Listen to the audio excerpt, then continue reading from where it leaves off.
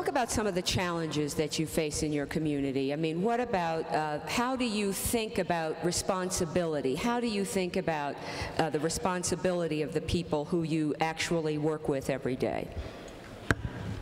First, why don't you, Majora, and then we'll go.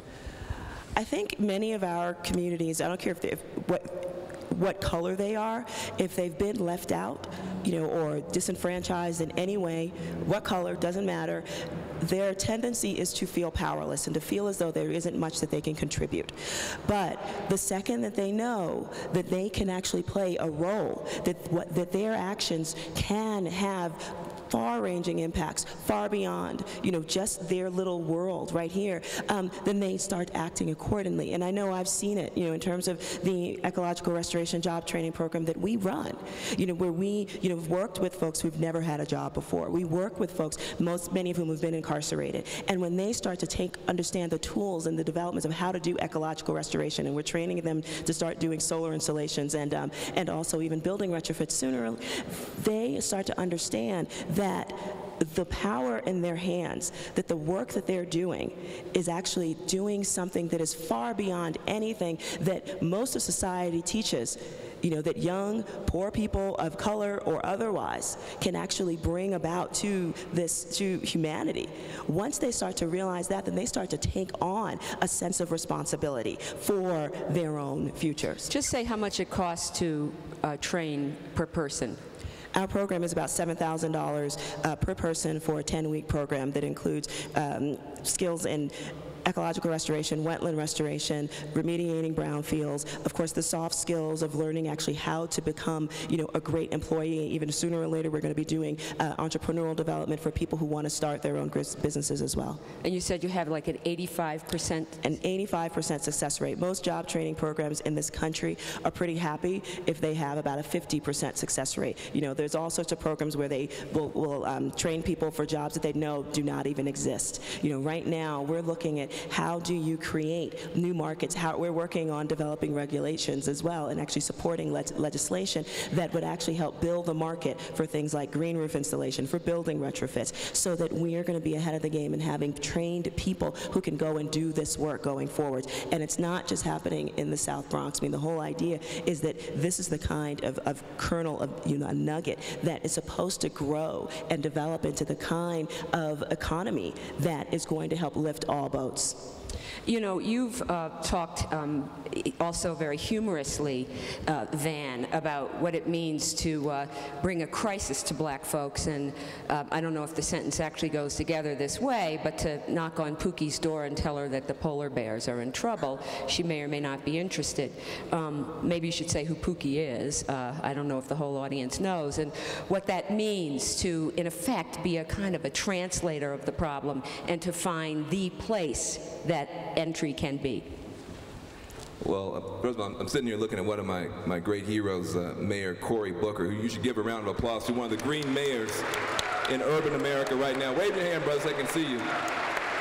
He's doing it for real, on a real basis. You know, when you take a mayor like this, African-American mayor, went to Yale, Rhodes Scholar, the whole deal, goes back to Newark, goes to Newark to try to turn that city around. And you want to have a conversation with people about some of these big ideas here at the Idea Festival. It's very difficult to start out, as Tom told the world in his column, but I've said it a million times, you can't go down the street in Newark or Watts or South Bronx and knock on the door. Open the door! It's an emergency, open up! You know, grandma, baby, what's wrong? What's wrong? What's happening? What's going on? Oh, it's terrible. What is it? Did somebody get shot? Oh, no. We got to do something. Oh, what do we got to do? We got to do something about the polar bears. The polar bears are drowning. We got to help them. Yeah, you may not make it out of the neighborhood alive with that. I'm just telling you, And why? Is it because the polar bears aren't important? No, it's not. If they go, we're next. And that's if you're greedy and selfish, you put it that way, right? If the polar bear goes and I'm next, so I care about the polar bear because I care about myself. But it's deeper than that, isn't it? Yeah. Yeah. They're beautiful beings. They were here before we got here. Some of these beings that are going extinct, they have a right to be here. We have no right to push them into extinction. So we're right to raise the alarm. But the problem is that when that door opens, you're talking to somebody whose child is drowning on dry land, whose child may be going to a school with 29, 32, 36 kids in a classroom, 6 books, no chalk, no toilet paper. If the child gets upset or frustrated, gets into a push and shove in the hallway, they don't go to the principal's office anymore. They'll go to the precinct in handcuffs. In California, that's called a strike. And in the police car, there might be better computers in the police car than the classroom they just left. The adults, when they get to the juvenile detention center, make $20,000, $30,000 more than the teacher. So when you're talking to grandmama about the polar bear, she's thinking about Pookie. Pookie, Ray Ray, Josue, Shaniqua. And she's wondering, she's looking at you, she's saying, I get why you care about the world, but do you care about my child?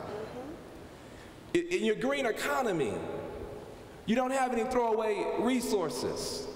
You don't have any throwaway species. Do you have throwaway children? Are we going to have throwaway neighborhoods? Is the green economy about just reclaiming thrown away stuff? Well, what, is there, do we dare think that there's even a moral argument here about a throwaway culture that throws away children? And we talk about that in a lot of different ways here in Aspen, the throwaway child.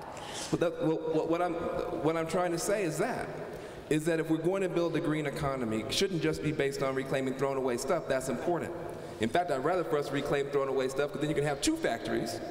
One factory putting stuff together, the other factory taking stuff apart. Twice as many jobs. But I would also like for us to say that it's a moral question. We don't have any throwaway children or neighborhoods either. It's all precious. We want this green wave to lift all boats.